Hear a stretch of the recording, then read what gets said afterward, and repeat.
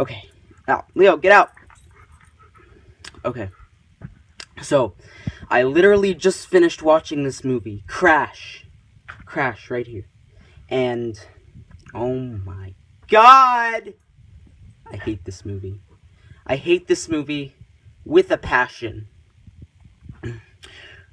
First off, this is an Oscar movie. It won Best Picture. It got a 4 out of 4 from Roger Ebert. It has a 75% on Rotten Tomatoes. And I just can't for the life of me think, why? Why?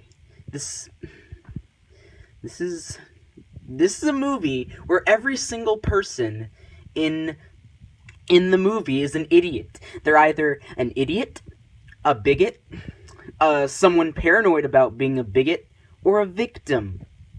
And it's so infuriating to watch because, okay, I think the main problem can be summarized with the second scene in the movie. So, in the second scene, we're introduced to Ludacris and his friend, his brother, I don't know, and they're just like they're complaining about how like they're surrounded by like a white society, and they think that everyone is scared of them, and they're like, hey, you see those two people over there? They just got, like, closer together when they saw us walking by.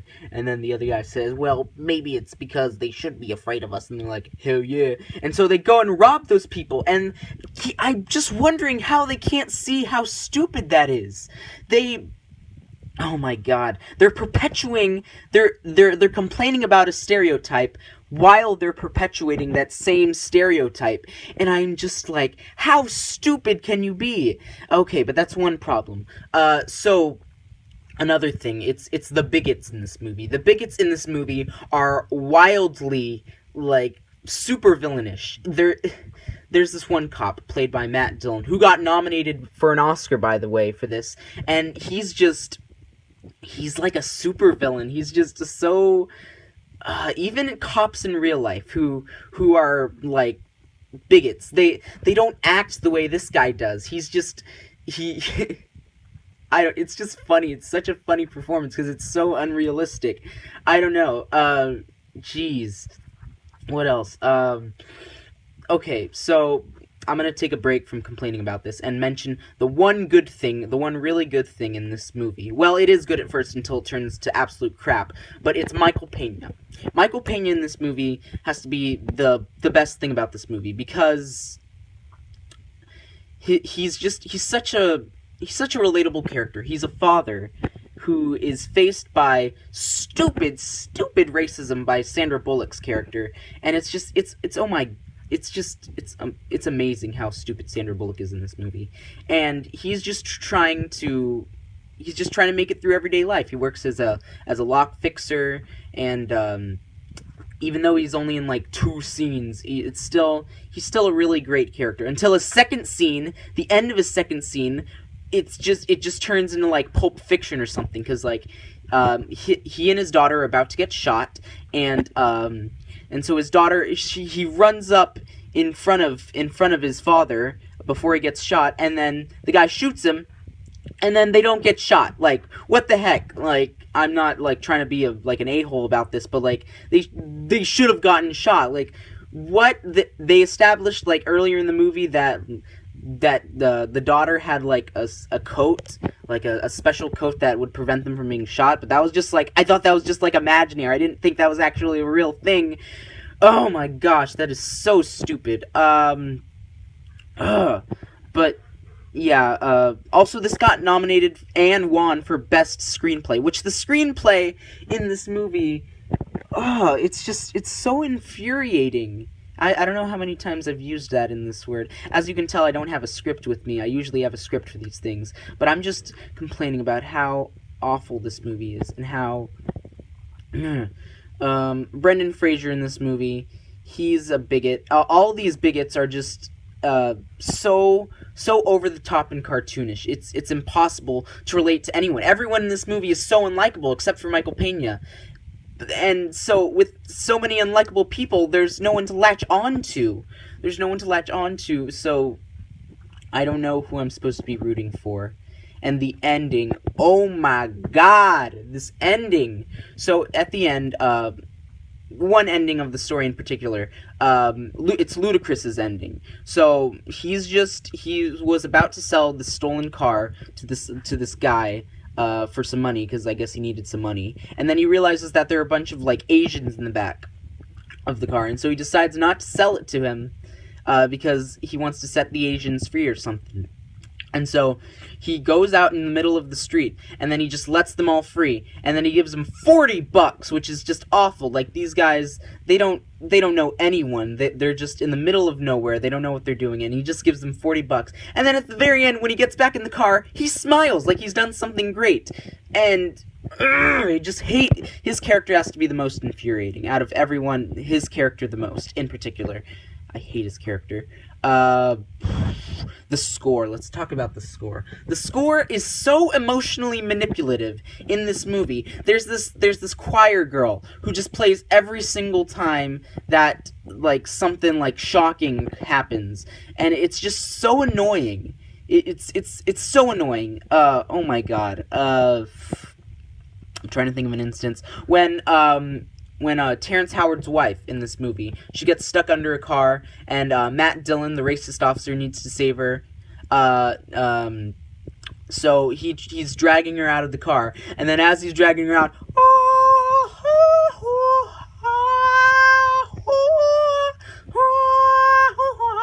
and this movie can't let you experience the emotions for yourself. It has to play a score for you so that it tells you how to feel. Oh my goodness. I don't even know what else to say. I'm just disappointed in the Academy so much right now. I can't.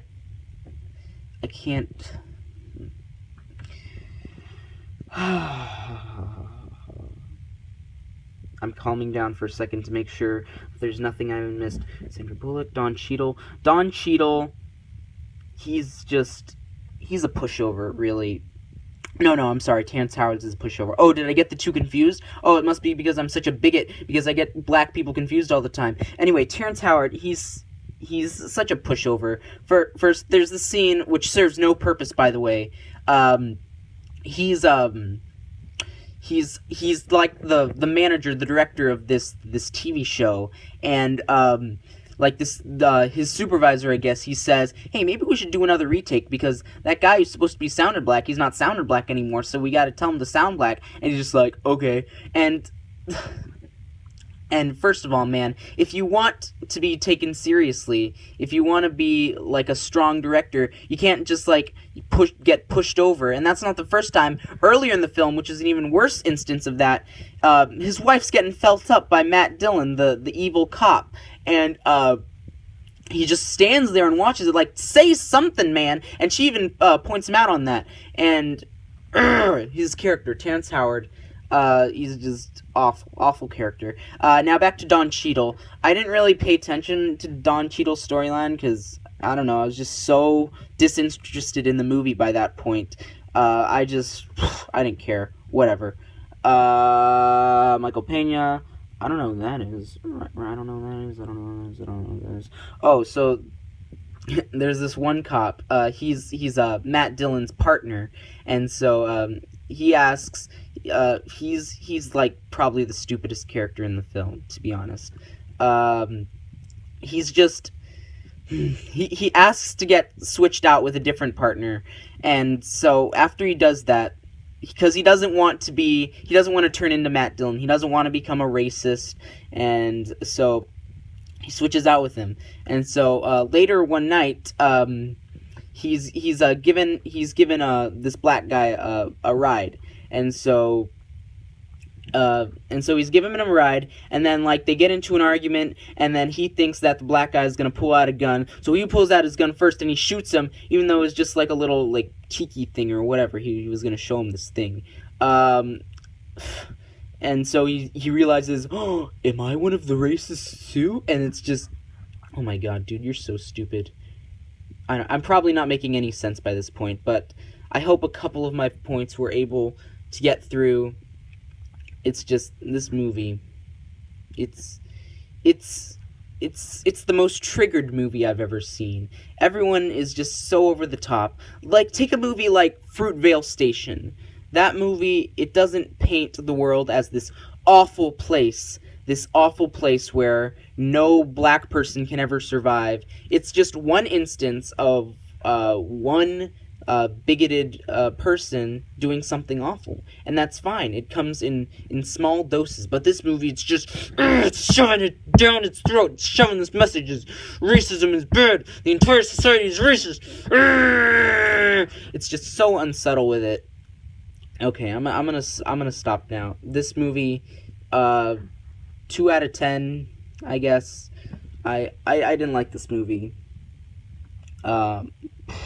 If it weren't for like a couple of powerful, I guess you could say, and Michael Pena in that movie, at least the one good scene that he's in, then this movie would have been just irredeemable. Okay, so now that I'm done with that, I'm gonna give a little update. I did film a Love Actually review. I was going to put that out, but my editing software that I used, it didn't let me edit over 9 minutes, which is stupid, which is why this video isn't going to be edited either. And so I just scrapped the editing software. I'm going to get a new one. I'm going to try to look for a new one. I'm probably going to end up re-recording it anyway. So I'm going to have to rewatch the movie again. But I'm going to try to put more videos out, even if it's just once a month. But also, I want to respond to a comment that I saw on one of my videos saying, I just don't understand British humor. Yeah, you're probably right. I probably don't. I don't know. That was on my, like, In-Betweeners episode. But yeah, if what I find funny isn't going to be what someone across the pond finds funny. So, yeah, this is just my interpretation. I don't know. I'm just doing these videos for fun. So yeah, those are my thoughts on Crash. I didn't like this movie. That's it. Bye.